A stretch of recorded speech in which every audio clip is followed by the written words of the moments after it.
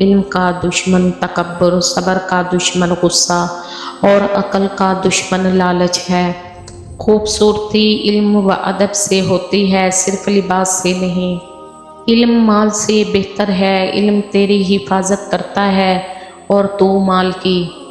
مال خرچ کرنے سے گھٹتا ہے اور علم خرچ کرنے سے بڑھتا ہے۔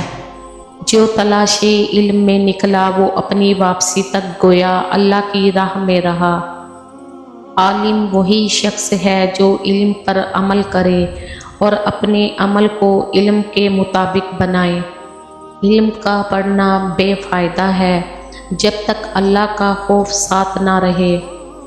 علم عمل کو آواز دیتا ہے، بس اگر وہ جواب دے تو ٹھہرتا ہے ورنہ کوچ کر جاتا ہے۔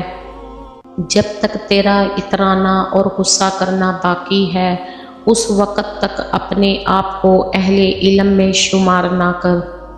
تھوڑا علم زیادہ عمل کرنے سے بہتر ہو سکتا ہے، مگر زیادہ علم بغیر عمل کے ناکارہ ہے۔ جس نے علم حاصل کیا اور عمل نہ کیا وہ اس آدمی کے مانند ہے جس نے ہل چلایا اور بیج نہ بویا۔